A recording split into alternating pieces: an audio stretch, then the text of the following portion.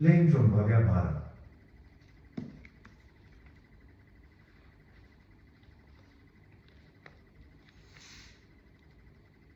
पराशर स्मृति कलो पराशर स्मृतः। इस वचन के अनुसार कलयुग में महात्मा पराशर जी का कहा हुआ धर्म विशेष मान्यता प्राप्त है। पराशर जी कृष्ण द्वैपायन श्री वेदव्यास जी के पिता हैं। विष्णु पुराण इन्हीं की रचना है। पराशर स्मृति में 12 अध्याय हैं। इन्हीं के नाम से एक बृहद पराशर स्मृति भी प्राप्त होती है। क्रतु स्मृति। महर्षि क्रतु ब्रह्मा जी के मानस पुत्र हैं। ये धर्मज्ञ, सत्यवादी और व्रत परायण महात्मा हैं। बाल खेले ऋषिगण इन्हीं महर्षि के पुत्र हैं। इन महात्मा ने धर्म की व्यवस्था के लिए जो शास्त्र बनाया वह क्रतु स्मृति के नाम से कहा जाता है। श्री नाभादास जी ने इनका स्मृतिकारों में परिगणन किया है। श्री राम सचिव, श्री राम के मंत्रीगण। दृष्टि विजय जयंत नीति पर सुचिर विनीता, राष्ट्र वर्धन निपुण सुराष्ट्र परम पुनीता, अशोक सदा आनंद धर्मपालक तत्वेता, मंत्री बर सुमंत्र चतुर्भुज मंत्री जेता, अनायास रघुपति प्रसन्न भव सागर दुस्तर तरह, पावे भक्ति अनुपायिनी जय राम सचिव सुमिरन करे। दृष्टि जी, विजय जी, जयंत जी, राष्ट्रवर्धन, सुराष्ट्र, अशोक धर्मपालक और सुमंत्र जी ये नीति परायण, पवित्र, सुशील, परम चतुर, आनंदमय और रहस्य के ज्ञाता है।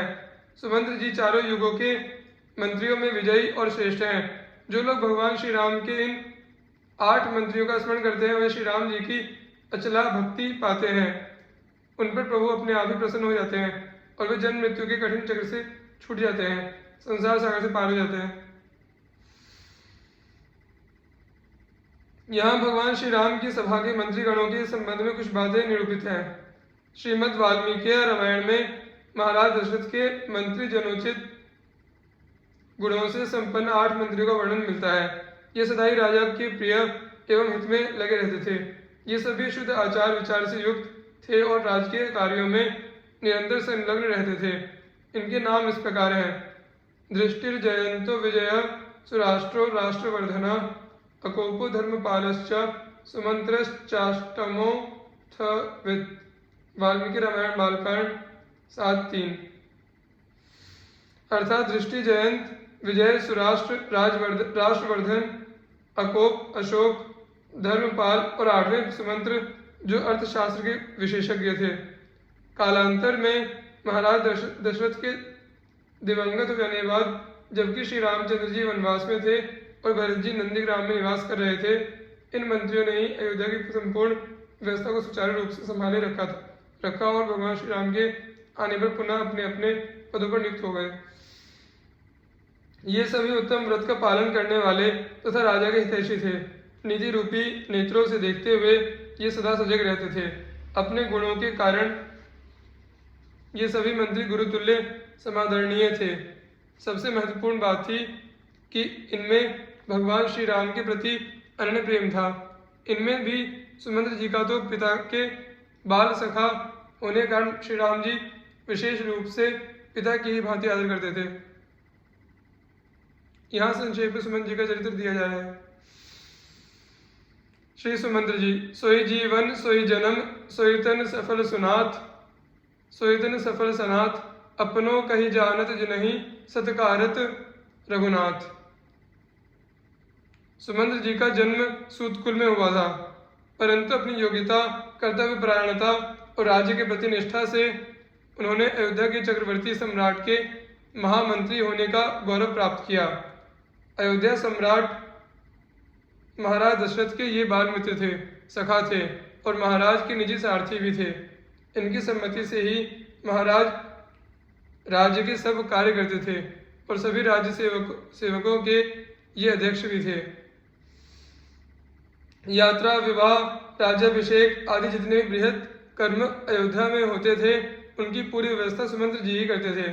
श्री रामचंद्र जी पिता के इन सखा एवं मंत्री को पिता के समान आदर देते थे। महारानियां भी सुमंत्र का सम्मान करती थीं। परंतु इन सबसे बढ़कर उनके चरित्र का जो अत्यंत उज्जवल पक्ष है वह है उनका श्री राम प्रेम। गुरु वशिष्ठ जी से आज्ञा लेकर महाराज दशरथ ने सुमंत्र से सम्मति ली और श्री राम को दूसरे ही दिन युवराज पद देना निश्चित हो गया। सुमंत्र उस महोत्सव का प्रबंध करने में लग गए, किंतु दूसरे दिन प्रातःकाल महाराज दशरथ महाराज बहुत देर तक राजभवन से निकले ही नहीं। सुमंत्र ही अंतःपुर में जाकर महाराज को जगा सकते थे। सुमंत्र भीतर गए। उन्होंने कोप भवन में भूमि पर मूर्छित पड़े हुए महाराज को और पास बैठी रोष की मूर्ति कैकेयी को देखा। यहीं से उनकी व्यथा के अपार समुद्र का प्रारंभ हो गया। कैकेयी के कहने से वे श्री राम को वहां बुला लाए। कैकेयी के मुख से उन्होंने श्री राम को वनवास देने की बात सुनी और एक शब्द तक व्यथा के मारे उनके मुख से नहीं निकल सका। श्री राम भाई लक्ष्मण और जानकी जी के साथ वन को चले। महाराज की आज्ञा से सुमंत्र ने उन्हें रथ पर बैठाया। श्रृंगवेरपुर तक रथ आया। श्रृंगवेरपुर में गंगा तट पर श्री राम ने अपनी घुंघराली काली अलकों को वट के दूध से चिपकाकर जटा बना लिया। सुमंत्र का हृदय फटा जाता था। उन्होंने महाराज दशरथ का संदेश सुनाकर श्री राम को लौटने के लिए कहा। श्री जनक राजकुमारी को वन के क्लेश बताकर अयोध्या चलने की प्रार्थना की, किंतु कोई फल न हुआ। श्री राम और वैदेही तो सदा से उनको पिता की भांति मानते आए हैं। आज भी वही सम्मान, वही आदर, वही संकोचपूर्ण विनय, किंतु कोई भी लौटकर साथ नहीं चलना चाहता। सुमंत्र ने बहुत प्रयत्न किया कि उसे ही वन में साथ चलने की अनुमति मिल जाए, पर ऐसा कब संभव था। सुमंत्र की दशा क्या हो गई। बहुत प्रकार समझा बुझाकर श्री रघुनाथ जी ने उन्हें लौटाया, पर सुमंत्र लौट न सके। वे बार बार लौट आते थे। केवट ने नाव चला दी। अयोध्या के जीवन धन वन चले गए। जब निषाद राज कुछ दूर श्री राघव को पहुंचाकर लौटे, तब उन्होंने जल से बाहर पड़ी मछली की भांति तड़पते समुद्र को देखा। साथ में 4 सेवक देकर किसी प्रकार उन्हें अयोध्या लौटाया। सुमंत्र की अंतर वेदना का पार नहीं है। वे क्या मुख लेकर अयोध्या जाए। पूर्ववासियों को, सेवकों को, महारानी कौशल्या को और महाराज को कौन संवाद सुनाए। किसी प्रकार अंधकार होने पर वे नगर में गए। रथ राजद्वार पर छोड़कर भवन में प्रवेश किया। उस समय उनकी वाणी विकल हो गई। कानों सुनाई नहीं पड़ता, आंखों दिखाई नहीं देता। वे सबसे पूछते हैं, राजा कहाँ है।